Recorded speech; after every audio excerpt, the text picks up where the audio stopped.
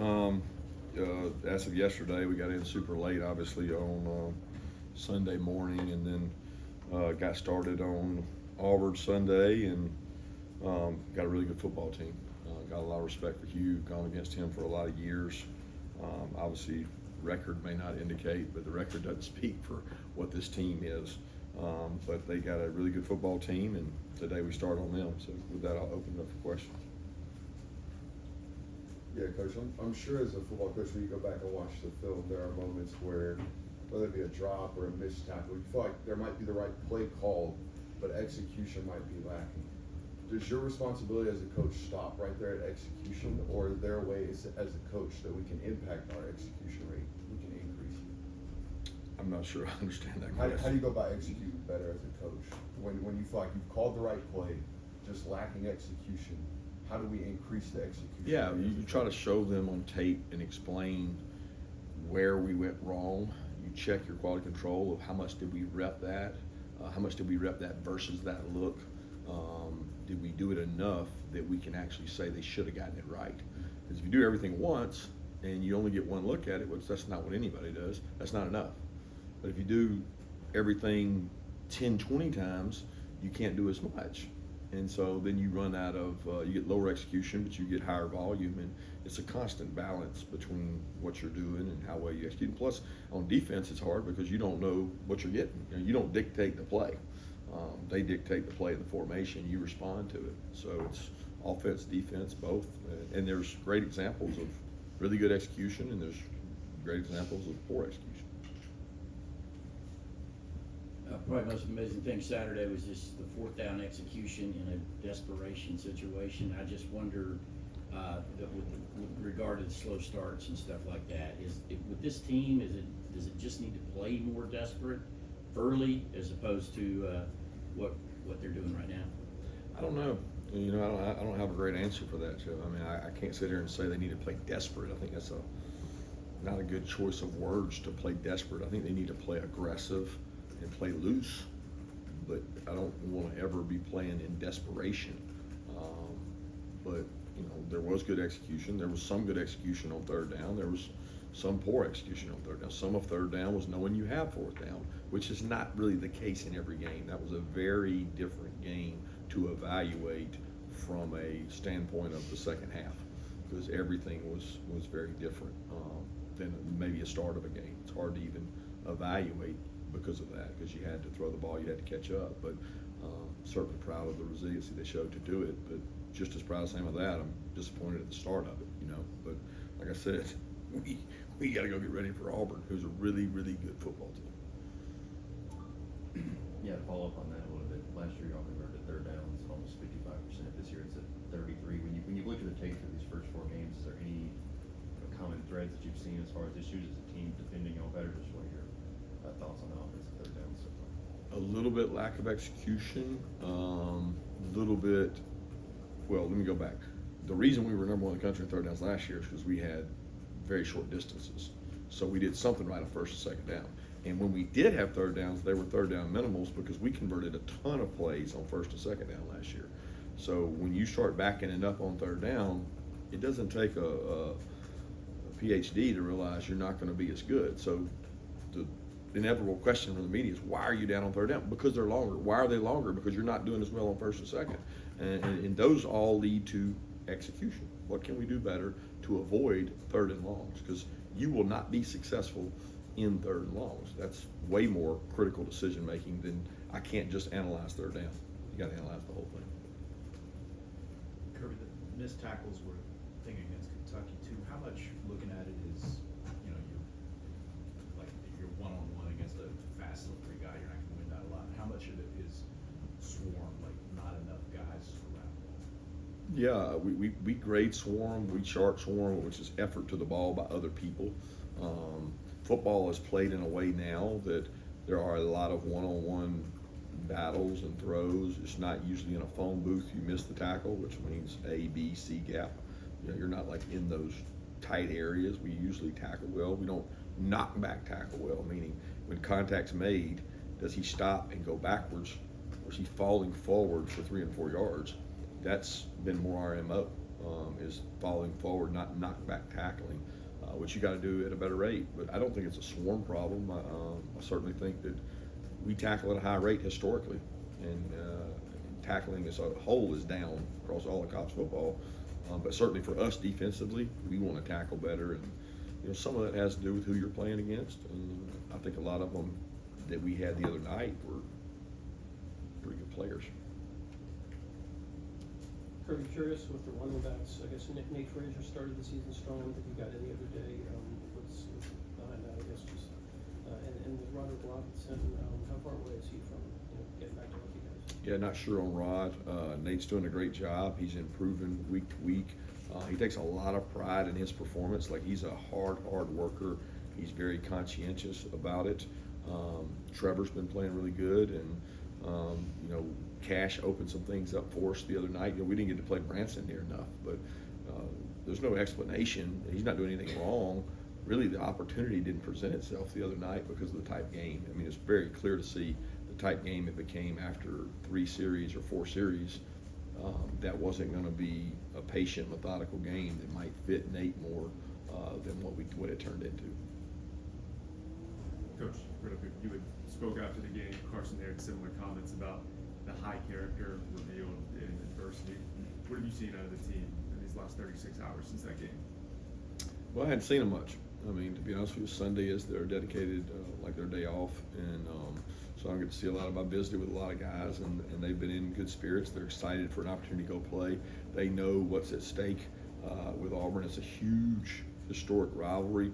This game has always been that way. And then, for me, when you turn the tape on and you watch their defense and their offense, outside of turnovers, got a really good football team.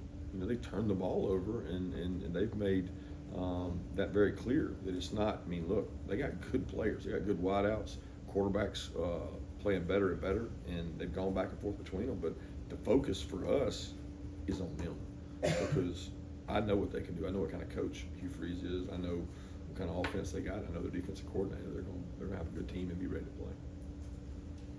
Kirby, did anything in general stick out to you from the Alabama film, just that maybe you didn't realize as it was going on, just anything in the last day and change? Yeah, some things probably did. Some things that when you sit back and watch the tape pop up, but nothing that I would want to share or anything. I mean, we got guys that we got to do a better job as coaches, got to do a better job as players, got to do a better job as an organization, but nothing that's worthy of sharing.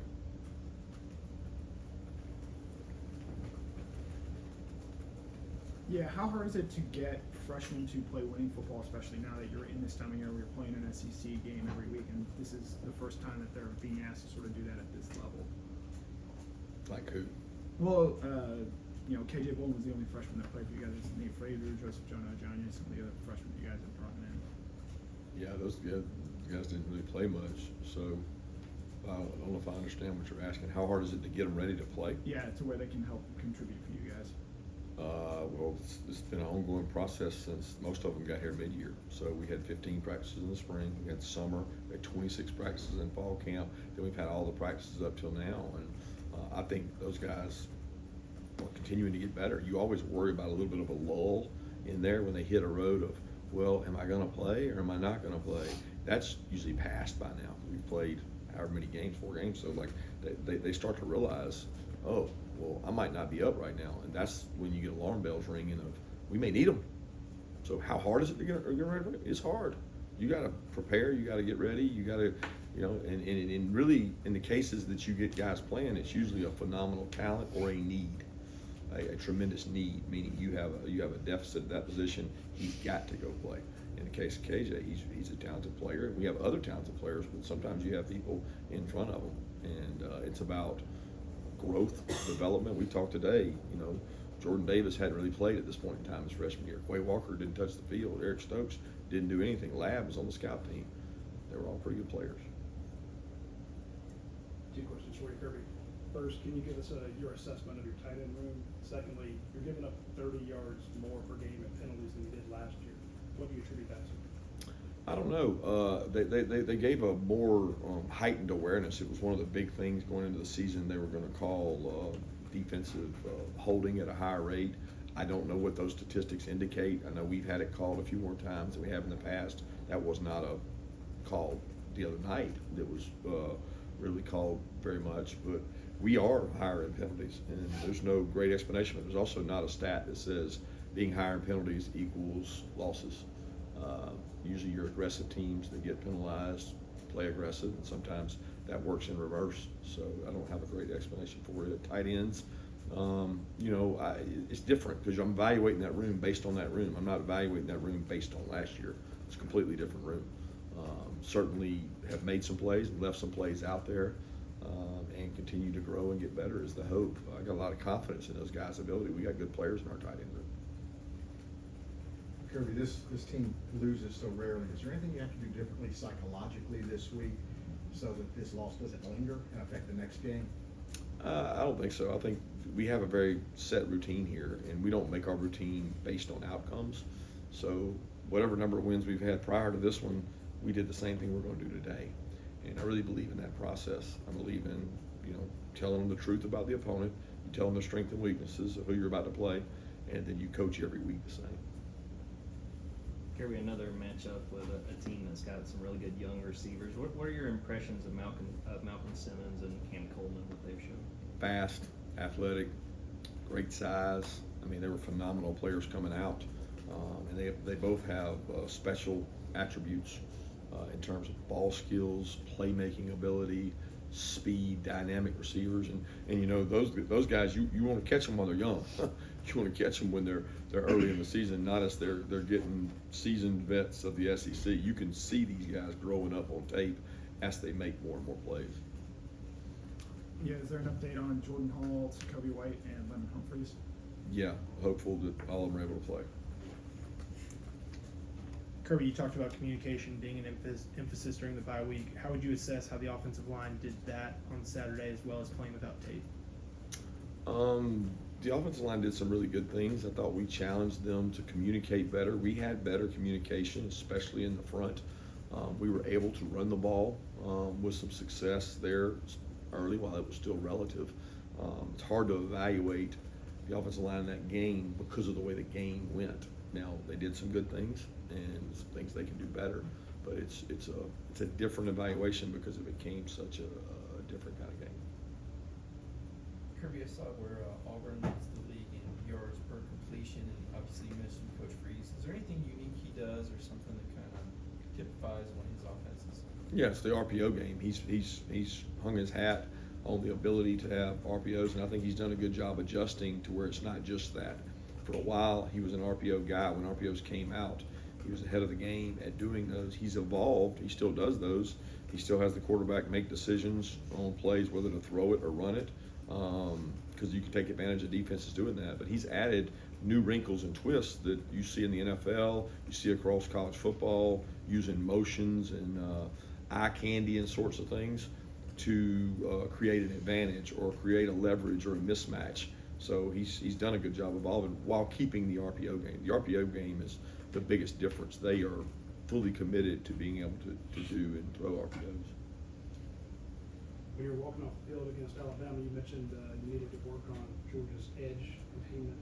What did you do in the second half, and what do you need to do ahead of facing Auburn? Well, some of that scheme, some of that's player was shared, and so improvement of what we're calling based on where they're attacking and how we're playing it technique wise is a combination of things you can improve on those. But the common fan likes to talk about contain, but contain is built on the call and a lot of things outside of just keep contained.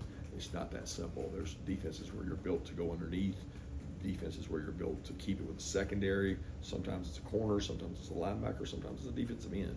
It's a shared responsibility that we all have to get better at. Coach Peyton Thorne did a good job against you guys last year over there. How do you evaluate his play coming in this game? Obviously, the interceptions have been up, and is that what you expect him to play at quarterback Saturday? I think the guy's a really good football player and a really good athlete, and whatever noise or criticism they get from people, I don't respond to that because I watch what's on tape. He played really well against us last year. the 3 games I've seen him play this year, he has done a tremendous job of knowing when to go with his feet and when to make throws, decision making. He's a really good quarterback that's a good athlete, which when you have that combination along with the skill players they have, it becomes hard to defend. We're getting back to the offense in the first half of games this season, not just this game. What can you as a coaching staff do to, get better performance, do you think? Put together, packages of plays that sequence, making sure the players understand exactly, what the plan is, how to do them, and each game's been different. The Clemson game was different than the Kentucky game. The Kentucky game was different than the Alabama. The Alabama game, the first play of the game, we have a great play, open up, and then we have a shot play that we think is going to work, and we don't hit it. Then we have an OPI that's rarely called, but it's called, and then you're behind the 8 ball. But it's not that it was unsuccessful. It was that hey, we had a plan to attack. Didn't hit on some of those. You got to come back the next drive and flip the field. I'm always looking at it of, did we create field position advantage if we weren't explosive? We did in the first drive, but then we didn't for a while, and there was a little bit of lack of communication. So there's a lot of things that go into that, and I think it's very clear that we got to execute and communicate better. But I also think we have the players to do it with. I'm very confident in our offense and our offensive players. Time for one more question. Yeah, I'm not sure if you can give us an update on this, but Michael, after coming back for that first game, 25 snaps, where is he? How do you feel like he played on Saturday? Yeah, he's sore. That's all I know. I talked to him. He was sore, but don't know much more. I know a lot more today. Thank you. Kirby.